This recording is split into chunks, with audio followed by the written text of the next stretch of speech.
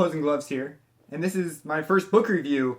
I'm starting these because I know what it's like to be a producer, and I've took a lot of my information, starting information, from reading manuals, which is my first suggestion. If you want to know how something works, and then the other way I learned was through the internet, and that's a fabulous source, but it's also got this sort of, it's not exactly organized, or if you do find a site, there's the fact that it's on your tablet, you're developing knowledge electronically, you're communicating with this screen, and it's just a different way of learning. I find books to be a very different type of learning, and I highly value reading, especially because someone took the time to think it out, to publish it, to take the time to write it, have this vision, think it's going to be useful for someone. And so I find that books are extraordinarily good at delivering a particular topic.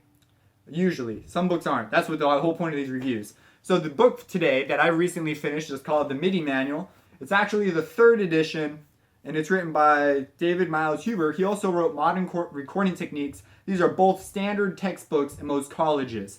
It's intended to be an introductory book, but I will say right off the bat, this book is old. This book assumes that Windows XP is the most recent edition of Windows, and so the information as far as computers go is dated. I will also say that there are chapters in here that are pretty much the same exact chapters in the MRT book, Modern Recording Techniques. And so I felt a little stolen from there. I would have appreciated if he had just taken those chapters, left them over there where they belonged, and just made this book smaller, because it would be more affordable, less expensive to print. Therefore, for students, it'd be cheaper. Because I basically just bought like some of the same book twice, so I didn't really appreciate that. But as far as the content itself, he includes it, I think, because he finds it pertinent towards MIDI, which is okay. Like, I can see that, but like, he covers things like mixing and stuff, where it's like, well, mixing with MIDI, it's like, yeah, you're using MIDI to do it, but it's really more of a separate topic. And he covers how MIDI works in the beginning. So I felt like some of this information was unnecessary and it's old. But besides, put those things aside, MIDI is a spec that hasn't changed in a long time. So this book is still relevant in its information towards MIDI. And I found that really nice. He goes into the binary behind MIDI, and the bit stream, the bit data, the history of MIDI. Those are all things that are useful. If you are a MIDI wizard, if you use MIDI for composition, you'll find that this fills in some of those cracks that you have. But if you're a musician who is brand new, this book could be a really great introduction. If you're someone who's looking for specific information, though, I feel like manual is misleading. I would not call this a manual. I'd call it like an introduction to MIDI. I feel like it should be changed from like the MIDI manual to introduction of MIDI or something like that, because it does not contain specific information on particular systems. As far like, I'd expect a manual to be able to tell me like how to do a specific thing or build a specific thing. Another thing that's not contained in here that I discovered I wanted to do as I went was build my own MIDI controller. And that is something that could very easily only take up a few pages. I think it's way more relevant than some other things that are in here, because there are companies who make boards, little boards that you can put together your own MIDI controller with buttons and things.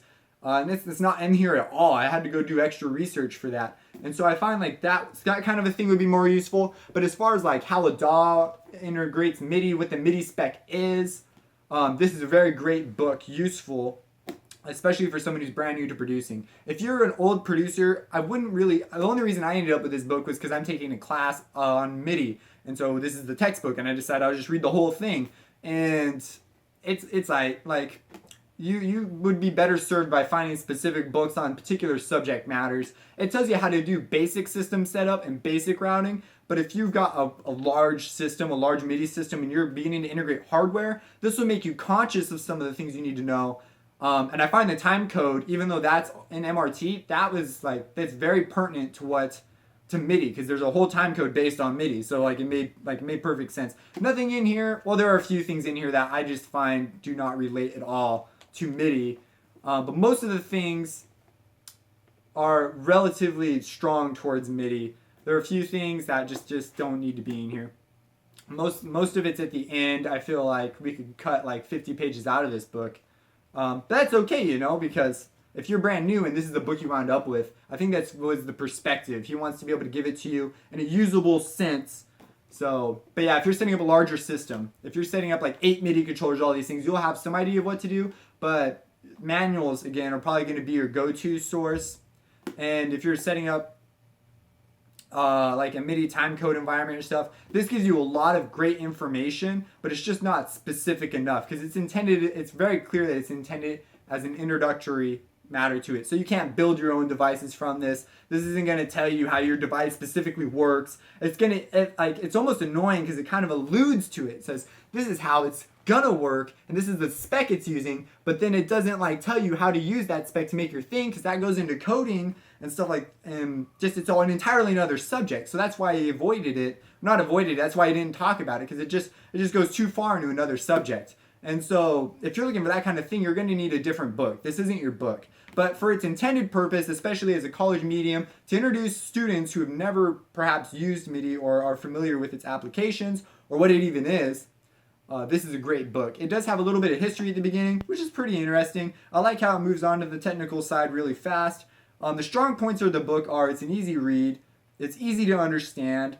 One thing that I don't like is they've got like pictures and things, but then you'll have to be doing the page turn thing because the paragraphs continue on to the next page. And that is so annoying in books, but a lot of books do it. It's not this particular book, but a lot of books will put pictures or figures and you end up having to turn pages between to get them. And I hate that. I hate it so much because it makes understanding the material just so much more annoying. And like you can't just read and go like, oh, here's that piece. Oh, it's talking about this picture. Instead, you're going like, oh, what's it talking about? Oh, that was on the previous page. Oh, but it's talking about a figure that's on this page over here, and it's just annoying. The Yamaha Live Soundbook is a great example of a book that is conscious of that and puts the pictures on the relevant page. They tried to be very conscious of reading the book as opposed to using it. And it's funny because it's a handbook. That is a manual, but that's not the book I'm talking about. But that is the thing with this book. So strong points. Very simple read, great introduction. The MIDI spec hasn't changed. We're still on MIDI spec 1, and so the information is still extraordinarily relevant, great for the beginner. Not so strong points. The reading style, the reading of the book itself can be you can be doing a lot more page turning than necessary.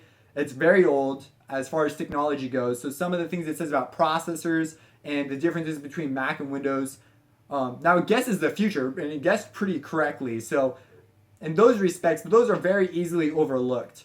But it's not detailed in particular applications. And so if you have a particular problem, but this may make you aware of some options that you weren't aware of before. But again, the meat of the book is in like the first 100 to 150 pages. After that, it's sort of icing on the cake with the exclusion of the MIDI timecode. But there's just a lot of explaining of things that may not be totally necessary for this book. It may have been more appropriate to just write, for more information on this topic, see this source or that source. A lot of this stuff is basic stuff you could easily discover on the internet, which also may dissuade you from getting this book. A lot of people buy this book simply because it's a textbook and you need it to pass your classes. So if you have any questions, drop them in the comments. If you're a brand new person who's read this, let me know your perspective on it, because it's probably very different than mine, who already knew a huge deal. So like the whole sequencing chapters, I was like, yeah, this actually has to do with MIDI, but it's like these are all super basic elementary effects that like anyone who's worked in a DAW should discover these by like accident. And so in that respect, I wasn't like too interested in those chapters, so those were very easy to read. The time code section, some of the stuff in the back though, the studio tips, he's got a lot of this stuff in his other book as well, but getting just a refresher on it is really nice. Like he's got tax tips and things where I'm like, oh man, yeah, but this has like absolutely zero things to do with MIDI, but he's just trying to help you out. But at the same time, those are pages I'm paying for, and I don't know how the whole printing thing works, but the thinner the book, sort of the nicer. But then again, some books are freaking huge and they're way cheaper than other college textbooks, and I don't know how, some sort of, I don't know what the setup is, but that's very annoying when a book is outrageously expensive and it's way smaller. That's how my philosophy textbook was. So for the size, really good. I think it's only like $40, which is pretty cheap for a brand new textbook. However, you could probably find it used for like way cheaper, like $20 and below. So for the price you're also paying, it'd be a really good addition. I've not tried looking online for PDFs or anything. But yeah, if you're a new reader, let me know. If you're an experienced reader and you read this, what did you think about it? What was your experience? I hope this kind of cleared it up whether or not you want to buy this book or not. If you're in a class that requires this textbook, you could probably get away without having it easily. You could find all this stuff for free on the internet. Just look up Midi spec and you'll get like the first 100 pages. So in that regard, but as far as it being well thought out and organized, very well thought out, very organized, very intended for a new person. Manual in the title is a little misleading because it gives you some sort of like, it specializes on MIDI systems in this regard. It's like, no, it's not a particular manual for a particular thing. It's just an introduction to MIDI. So if you have any questions, again, drop in the comments, subscribe, and have a blessed day.